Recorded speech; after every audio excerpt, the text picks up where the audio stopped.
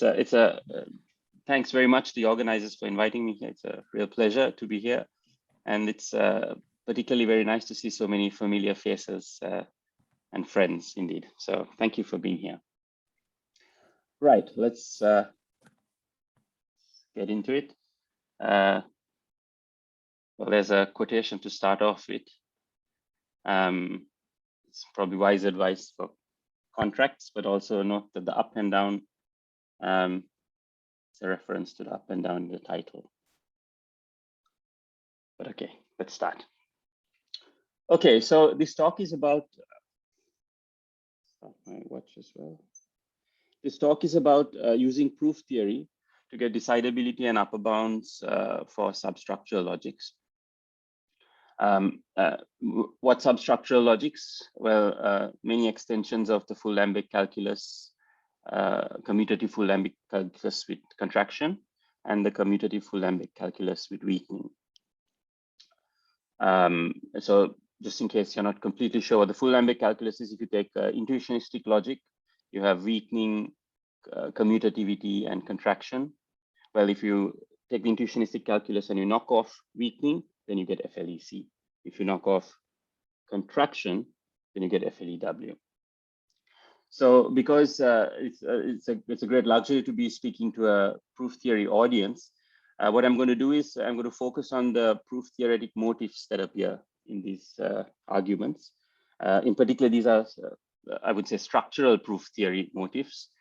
I'm aware that there are members, many people here who are proof theory, but not necessarily structural proof theory. So in this case, I hope it's a small invitation to see some of the methods that we use. And of course, feel free to stop me and ask a question if you want some clarification on anything. So this talk is based on the following works that are in front of you there. And in particular, that means it's a joint work with A.R. Balasubramaniam and Timo Lang. Right. The starting point for talking about this is Kripke's famous proof of decidability for HFLec.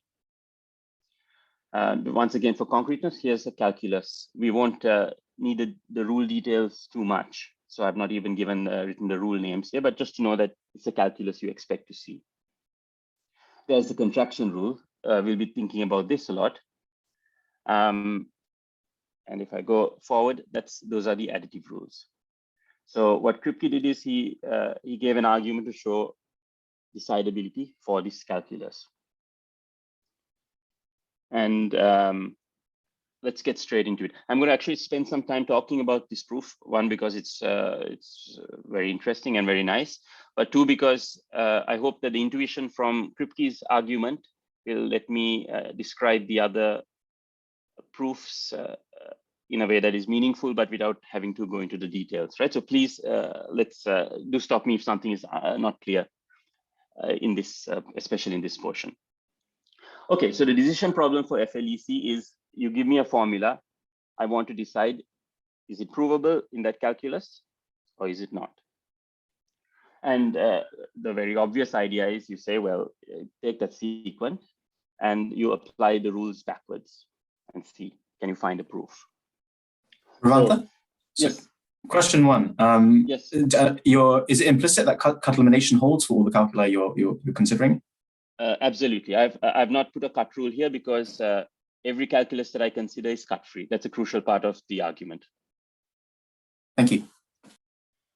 Yes. So we're a cut free calculus here. And now we want to do backward proof search. Because it's cut free, we know strange formulas are not going to come. Right. So let's see what is the problem. First of all, how do we set up the backward proof search? There are a couple of options, but here what I've done is you take a sequent and you apply premises. So first of all, you see what happens when you apply an implication left. But you could also apply it in another way, right? And you add that as children.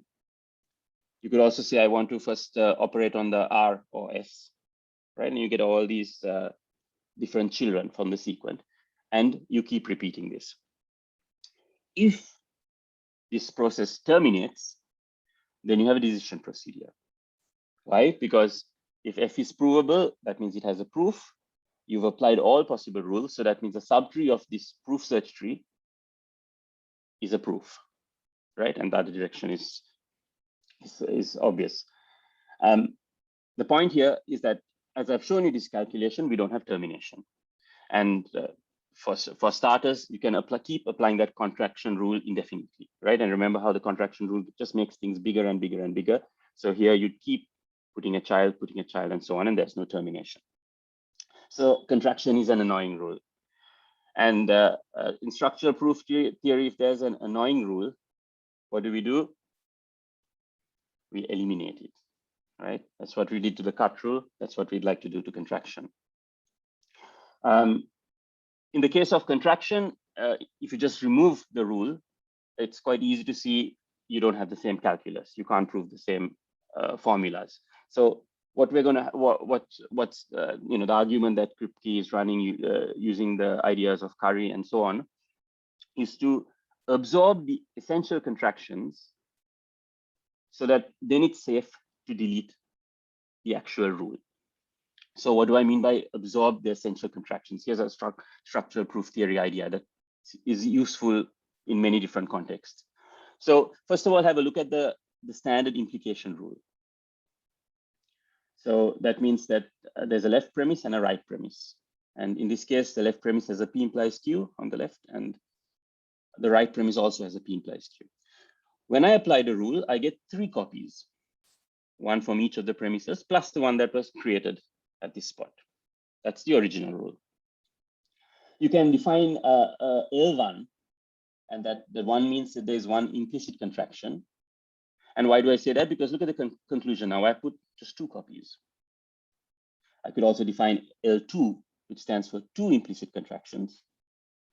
And what that means is that you now have only a single copy of P implies Q. Okay, so these are, let's call these variant rules.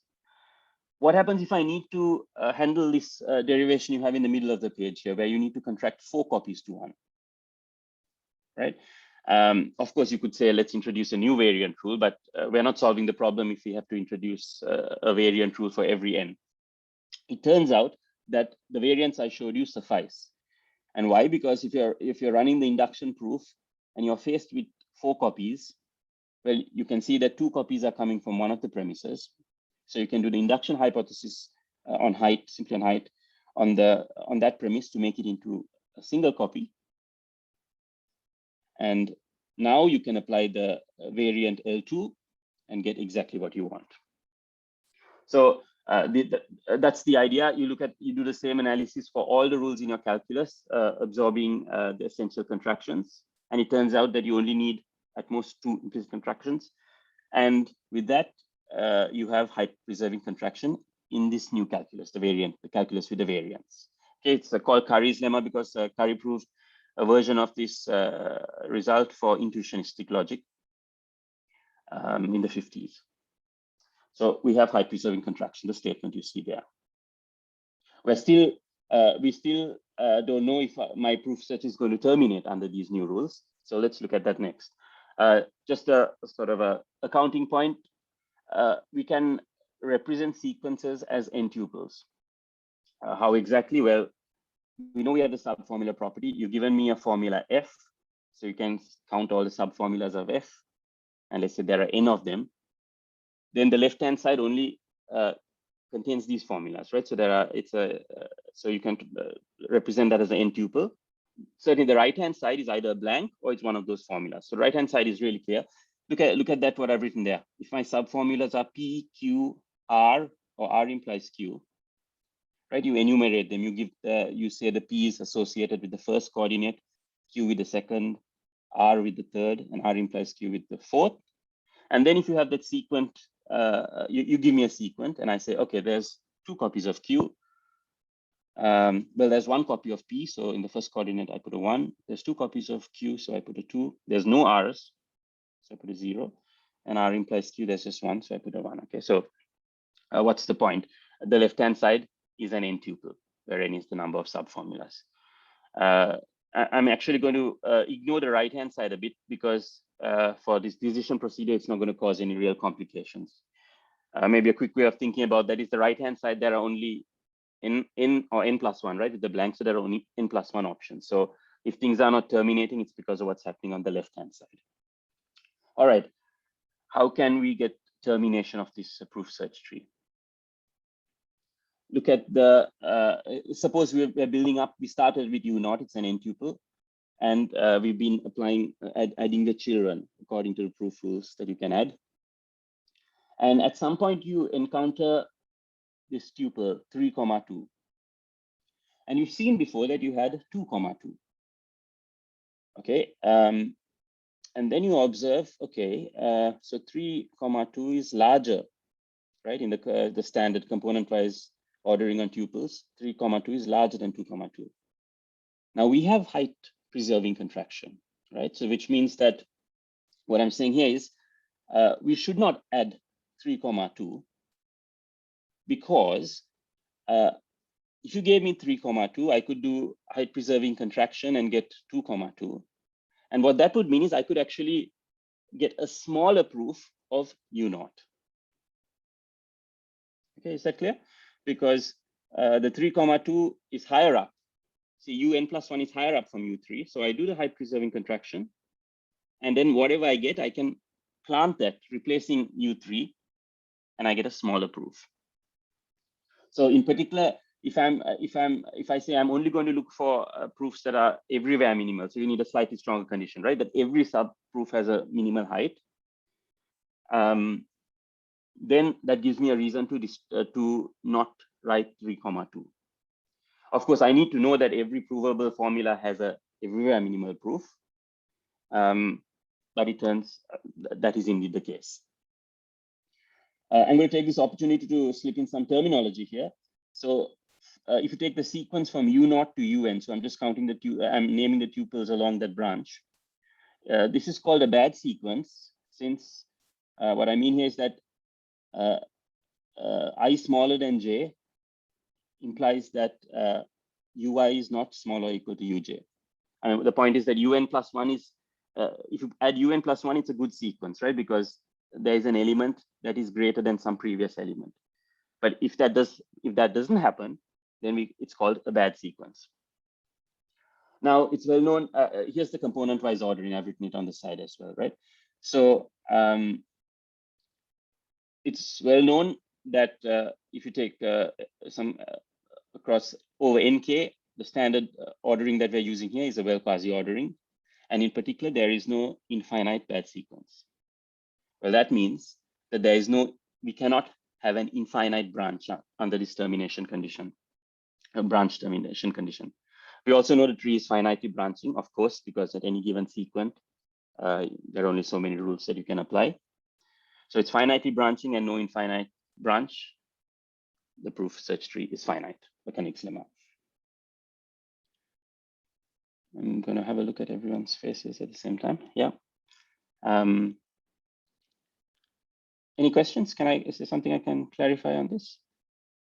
I'd like to do it now rather so we can all go forward to the later sections.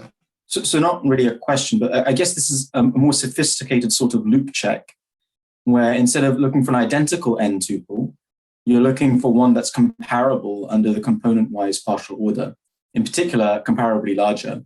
And as you say, because of the height preserving admissibility of the contraction, any proof of 3, 2 is at least as large as a proof of 2, 2. And so you can ignore the continuation of that branch. You just do the loop check at that point. I've understood correctly? Absolutely, absolutely. So it's an extension of the loop check idea. Loop, if I put what I put in bold, if I put equality, then you of course get the loop check. Okay. But this is a stronger condition, right? And it's running on the height preserving contraction. Yes. Actually, I think because of the n tupleness, I feel like you don't need the finitely branching tree aspect to deduce the decidability, right? Because you're only in n tuples, again, by the same property that there's only going to be finitely many n tuples below you, or not above you, sorry. Aren't you going to be okay? Well, oh no, that's not true. The thing I said, right, is that there could be there are infinitely many incomparable ones. That's the problem. Well, okay, let's clarify. Well, what the well quasi ordering is telling you is that there are no infinite anti-chains, so there are no infinitely many incomparable ones, right? And there are no infinite descending chains, so you can't get small ends. So it's clear that you can't. If you give me 3, 2, 3, 2, it's clear that there are only so many smaller ones, right?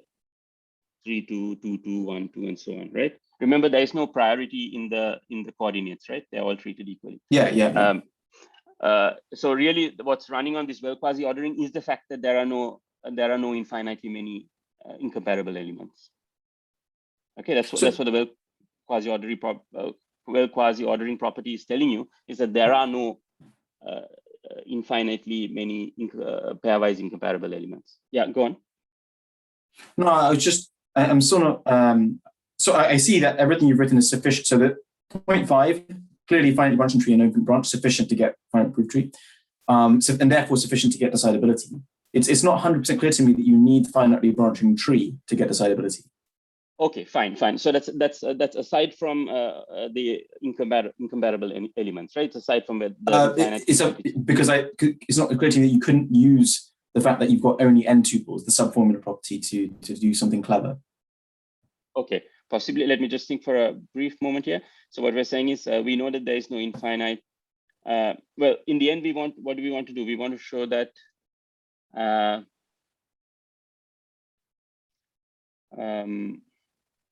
if you know there's no infinite branch. So yeah, it's not clear that if you had an infinite branching, you couldn't do an extra clever loop for when you go arbitrarily far into the premises or something. Yeah, it's I'm not sure. But this is a digression. This is separate from that, right? Yeah. So yeah, we can think about it. Of course, you're right. I'm invoking Koenig's lemma, so which might, if you didn't want to, I guess then you'd have to ask whether the finitely branching is required. But certainly in this case, these are proof rules that are being applied to the sequence. So you give me a sequence, there are only the number of options is as large as, you know, it's a easily polynomial in the size of that sequence. And can I ask? Absolutely. So in the example, you have pairs, and then in 4 you can have an arbitrary k. So what's the role of the k? Okay, so you give me a formula f, and then I count all the subformulas, right? If it has got 2 of them, you'll be using 2 tuples. If there are 7 subformulas, you'll be using 7 tuples. But for every k under this ordering, in this component-wise ordering, it's a well quasi ordering. So it's only for an example that I used 2 tuples there.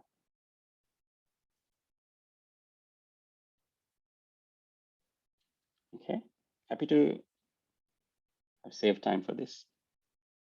Okay, well, certainly feel free to also, if a question pops up, please ask. All right, let me minimize all of you, and let's go on to let's talk about complexity.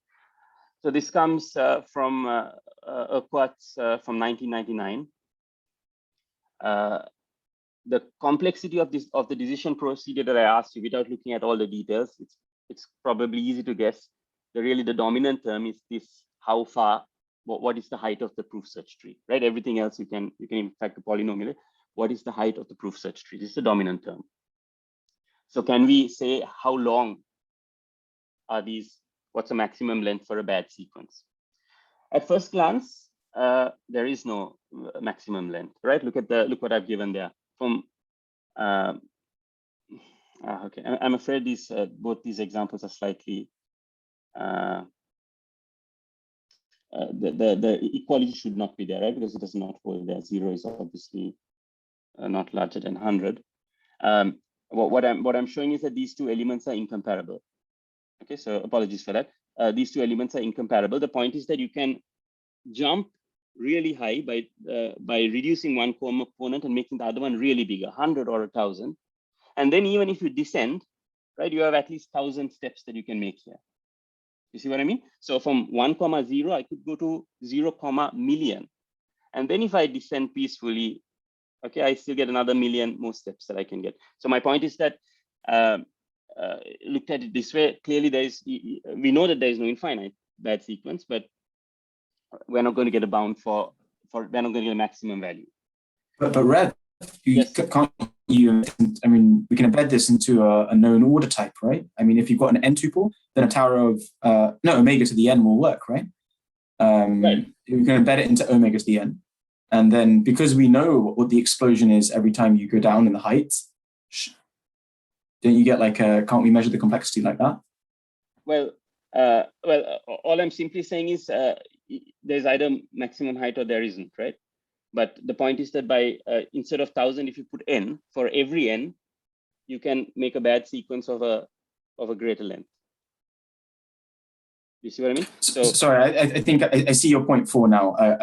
So I think I'm preempting what you've been saying. Okay, yeah, I thought it was not the case. So once again, okay, if you think about the calculus that we have that I showed you before, there's no rule that can grow so fast, right? We don't get these crazy jumps, right? And we know this, right? You look at the conclusion, we always write down the premise very easily, right?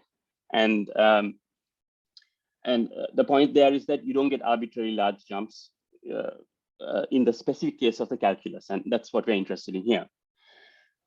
So a way of formalizing that is using the notion of controlled bad sequences. So it's actually explained in point 6. This is a framework that's been proposed by Figueira, Schmitz, and Schnobelen, and also Schmitz and Schnobelen. So this is not how Urquhart did it, but this is a way of phrasing what Urquhart did in the specific case of FLAC. And the point is, we don't have to talk about all bad sequences. We're going to talk about GN controlled bad sequences. What that means is you give in this case, the n tuples, you give it a suitable norm, right? The maximum across the coordinates is fine here. And you say, I want my first element to be less than or equal to n, the size of my first n. I want my second one to be less than or equal to gn. A1 to be less than or equal to gn. I want A2 to be less than or equal to g to n. And AK to less than g applied k times to n. Can you see what I'm doing is we're restricting the growth of this bad sequence. Okay, there's also a further condition on for every natural number, the number of elements below it is finite, right? But we won't delve into that. We already agreed that the dominant term is in the complexity is the maximum length of a bad sequence. And it turns out that if you can consider GN controlled bad sequences, you can work out this maximum length. It's called, this is in that literature, it's called the length function theorem. And if you use the length function theorem for this particular order under primitive recursive G, but in this case, we know for a calculus, it can be polynomial. You can already show that the decision procedure, the problem is in F omega. Well, this is notation for saying primitive recursive functions composed with a single application of an Ackermannian function. And how does this match up with what Urquhart did? Well, Urquhart actually showed that in the primitive recursive composed with an Ackermannian function is tight because he gave matching lower bounds. Incidentally, if you remove the additives, then you can get a much lower bound, a 2x time complete bound. Sorry, so yes. The result holds for the logic or for sequences like this? The which result is? The F omega is Flec FL with E exchange and contraction. Is that F omega complete? It is F omega complete, yes. Yes. So I've only shown you the upper bound here. Urquhart gives a lower bound. Unfortunately, I felt I didn't have time to show how he nicely embodies. He embeds expansive and branching counter machines, and then yeah. So it's an innocent looking calculus. Well, the contraction is never innocent, but well, we absorbed it. Didn't we get rid of it? Well, apparently not, right? Though once again, I note the multiplicative fragment. This was open for a long time, and then Schmitz shows that it's 2x time complete, right? Just the multiplicative fragment. Right. Okay. Now, an observation we can make about this Kripke's argument and explain, by the way, there are many authors who explained Kripke's gave it in an abstract in the JSL. Many authors have given very nice versions of this proof. Restar gives a very nice one, for example. If you notice, the argument ultimately depends on the calculus to the extent that we need to be able to run contraction absorption, right? Or the height preserving disability of contraction. But after that, the fact that there is no infinite bad sequence just depends on finding the right quasi ordering. So the question that pops up is, can we extend this to other logics? And in fact, there were a lot of isolated results from 1959 doing exactly this. But I would still say they were isolated and not always for this logic or for that logic, but always using a similar idea. And that's a structural proof theory problem, because the sequent calculus, the meta language of the sequent calculus, many of us know, is too restrictive to get cut-free calculi for all the logics we'd like to consider, or for many of the logics we'd like to consider. And the structural proof theory motif we have here is saying, well, when we don't have cut-freeness, we extend the meta language to get cut-freeness. So if you have heard hypersequence or nested sequence or display sequence calculi or label sequence calculi, blah, blah, blah, you're extending the meta language in a way that you can express the subformula property, which means that all the formulas in that proof are subformulas of the given one. So I have a bit of a love-hate relationship with extending the meta language like this. So I mean, in many of my work, I use this. It's because I always have this doubt. Okay, I've paid something. I've extended the meta language and I got subformula property, but have I paid too much? You know, am I being fooled in saying yes, I have subformula property because the difficulty has been exported into this meta language, right? So this is a doubt I often have. This was also a driving force for this type of work, because if you can get results about the logic, then that suggests that that notion of cut-freeness we're getting something back from that, right? Well, anyhow, so in the hypersequent calculus, this is a calculus on multi-sets of sequence. So not one sequence now, but there's a multi-set of sequence. The rule is on multi-sets of sequence. Here's an example. You can see the conclusion mixes up two of those sequence and gives you, something different in the conclusion. The good news is, in a very systematic way, Ciabattoni, Galatus, and Terry have given a way of, you give me an axiom, they give you a hypersequent calculus, cut-free, right? Cut-freeness comes for free. So for lots of extensions of FLE, and also for lots of extensions of FLEC, which is what we're interested in here. Right, so then we say, how can we extend these arguments, right? Just first of all, we want to represent these hypersequence. So this might be interesting to the structural proof theorist. You say, well, F naught is the empty formula. I'm building a hypersequent from formulas F1 to Fn. Well, that means my hypersequent must be looking something like this, right? So on the first row, you have everything where the right-hand side is F naught. Second row, right-hand side is F1. And the last row, right-hand side is Fn, right? And of course, from the F naught family, you can get, there are many possibilities. There could be duplicates also, right? Because it's multi-sets. What that means is that I can represent the hypersequent, for example, by taking this product here, right? So for example, the first one is that it's a finite power set corresponding to F naught right-hand sides. The second one is to F1 right-hand sides, and so on. And as a result, the hypersequent, we can represent it as this element, as an element of that set shown there. Fine. What else do we need to do to extend this? Contraction. We want to absorb it, right? So here's a schematic idea of, here's a hypersequent rule. And that's the original rule. So now in the spirit of what I showed you before, how can we define these variants? So you take the conclusion H naught, and we're going to do some implicit contractions, right? So that's internal, internal contractions, like A comma A might become a single A, right? We can do K of them.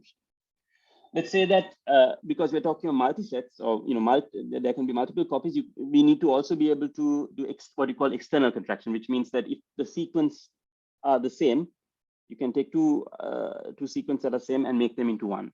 That's external contraction. So this rule that I'm showing you here is a K comma L variant, because it is K internal contractions and L external contractions.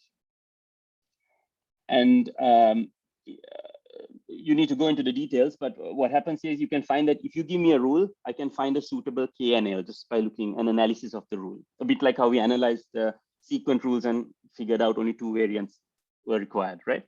So So therefore, if you give me a calculus with 20 rules, where you look at them, you take the maximum values of K and L, and you can prove the high preserving contraction lemma. Now we need to develop this comparison between hypersequence, right? Because we're building the proof search tree. Keep that same picture in your head, but we need to be able to terminate a branch saying, hey, you're bigger than some element that we already saw. So it turns out that the ordering we want to use is appears in various other areas in unrelated literature in some sense, and it's called a minoring ordering. And the minoring ordering is defined as I've given it there. If you want to have a go, you forget all the subscripts. What it's saying is that if I'm on the right-hand side, if I'm an element, if I'm a hypersequent on the right, for every component, I can apply contraction, internal contraction, and become a component in X, right? So all the Y's can be made into some X's, and then the missing X's can be brought back by external weakening. Okay, so what that means is that now we have this partial order on the X and the Y's. It's actually not symmetric, right? But okay, we have this quasi order on the X's and the Y's, which means, and what this means is that you can go from Y to X by contraction, external weakening. All right, now use your intuition on what we saw in the previous section. We have the same notion of bad sequences with respect to this ordering, and we need a length function theorem. And so Balasubramanian, who is also co-author on this work, had shown that there is a upper bound on this, and that immediately gives us that the decision problem is in F omega omega, right? So we've gone up one diagonalization, if you like. So now these are multiply recursive functions composed with a single application of a hyper-Ackermannian function. So it's fair to say it's going very high, right?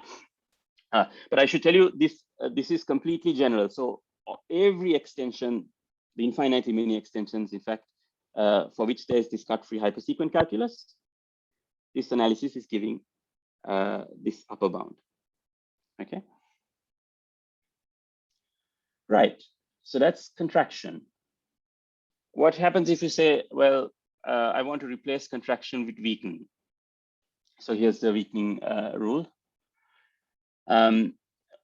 Already that brings a prominent logic into view, which is MTL, monoidal T-norm based fuzzy logic. So this is a very important logic in the fuzzy logic community because it describes the common behavior of all fuzzy logics that use this left continuous T-norms, right? So it's one of the most prominent fuzzy logics. That's the axiomatization. You see, it goes HFLeW plus some axiom, linearity. And decidability was known already via an algebraic semantics argument, but there was no complexity bounds were known. What's the problem with weakening? Well, certainly the previous argument is insufficient because let's say we have 4, 4, whatever it means. You know, we have 4, 4, the 2 tuple. Now, in the same analogous to before, we can prohibit 4, 3. Why? Because you can guess we can prove high preserving weakening, and therefore from 4, 3, that's not minimal, right? Because if you can from 4, 3 same height, you can go to 4, 4, you can get a smaller proof. The problem is that how to prohibit the infinitely many larger elements. Take that infinite branch I've shown you there. Right. Earlier, contraction was actually saying, no, you can't take 400 because then I can make 400 high preserving to 4, 4 and get a smaller proof. But now we are weakening, not contraction. And sorry, Rev, I just have a sanity check question. Please, yes. So you don't have contraction, you have weakening. Why aren't the sequence just getting smaller, going upwards? Well, no. See, so for example, from 4, 4, how could we possibly get 4, 5? Is something? No, not as an n tuple. I'm being like the naive thing. So just look at it as sets. You know, you have a sequence of formulas, okay. And then every time you apply a rule, aren't the 2 premises smaller, or have I missed something? No, because remember, we're not talking of HFLeW, but extensions of HFLeW, right? So for example, with that communication rule, right? So your okay, so for FLEW, that my analysis is correct. But your point is extensions might not preserve that very simple invariant. Absolutely. So with FLEW, you can get p-space. Yes, of course. Okay, for exactly the reason you're saying, because you're decreasing polynomial length, say blah blah. Okay, so yes, p-space. But the problem is that the extension, I mean, for argument's sake, the extension could have been contraction even, right? But of course, weakening and contraction together is easy to handle. My point is, we don't know what extension we are being asked to handle here. And already something like the communication rule, which I showed you before, has some behaviors like contraction. Okay. That it can increase things, right? And that's how the numbers increase. And the solution seems to be to go down the Lambek. If we went backward, we went upwards, now we want to go downwards, forward proof search. So let me try and explain the argument via this diagram. So you give me a formula F.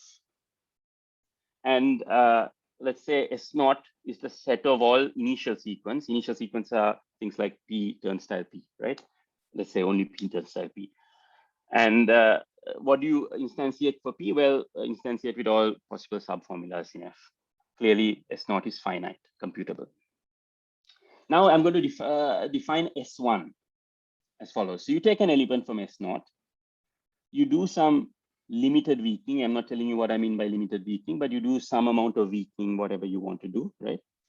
Among the subformulas in F, and you get V. Now you apply some rule from your calculus and you get W. And if you can do that, W, we say, is in S1. So that has meaning only if you say, what if I don't do limited weakening? You know, if I do that weakening, but I also do what I'm calling is surplus weakening, additional weakenings, you know, the formula PI weaken it 1,000,000 times or something, right? Well, in that case, what we show is that you can transform it as the picture on the right. What we have done is the surplus weakening is now pushed after the rule. Okay, so what you would have here is this W prime would be in S1, and W would be obtained from W prime by weakening. So these S0, S1, S2, S3, and so on, you're carving up the provable formulas in a very controlled way, in a way that each Si+1 is computable from its predecessor. So I don't have time to go into details of what limited means, but the point is this: if you can imagine, you can apply a lot of weakening, right? And then at some point, you know, it's from a structural proof theory point of view, the additional formulas are going to go into the context, which means that they just get carried down into the conclusion, which means that you could have done the weakening after the rule. Right. Okay, what do we need to extend? How can we get the decidability complexity here? Once again, we know what a hypersequent element looks like. We need to capture what these operations are by an ordering. It turns out there's a majoring ordering, which also pops up in various other literature on other topics. And what it means is that if X is smaller or equal under the majoring to Y, it means that you can go from X to Y by applying weakening, external contraction, external weakening. Okay, remember this is forward proof. Now you have to imagine forward proof in your intuition. It's known like majoring ordering is a quasi ordering. So there exists an N, right? And you can terminate some N. Well, what N? Well, we need the length function theorem.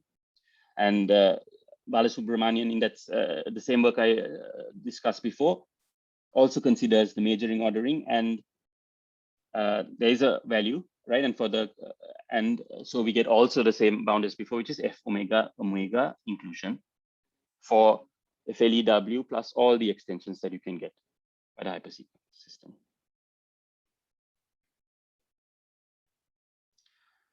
Okay. That covers the two extensions and how we achieve these extensions. Let's go even further. Let's say we dropped let's drop contraction, let's drop weakening. So we want to have HFLe plus communication. Okay, communication is that rule I showed you, hypersequent rule, right? H here means it's the hypersequence system for FLE plus communication. Is this decidable? We've seen that with contraction, it's we know its complexity, it's in F omega omega. Even with weakening, we know it's in F omega omega. Let's consider observe that every proof in the FLE is a proof in FLEC, right? +com, because the one on the right has an extra rule. So if you don't apply that extra rule, then you get a proof from this. Of course, that means we need to go to the don't use the variant use, you just use the original rules of your calculus. My point is that we saw that HFLEC +com has a finite proof search tree, right? That's what we have already established. We know how big it is. We know everything about, many things about this. So can we claim then that the proof search tree for uninorm logic, that's the one here, is contained within the finite proof search tree that we have? Let me see from faces.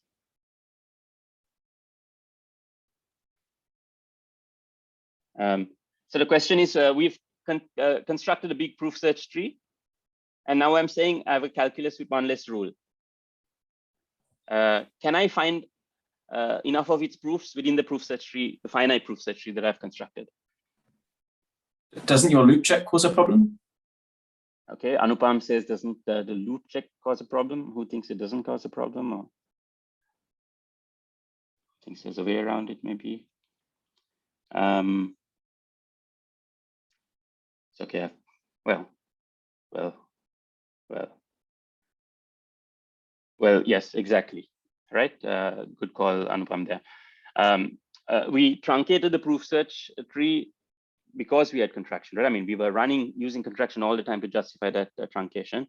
And of course, without contraction, this truncation is no longer justified, right? So I am just putting that as a tempting possibility that doesn't work. So in this case, this logic, whether it's decidable or not, it's open.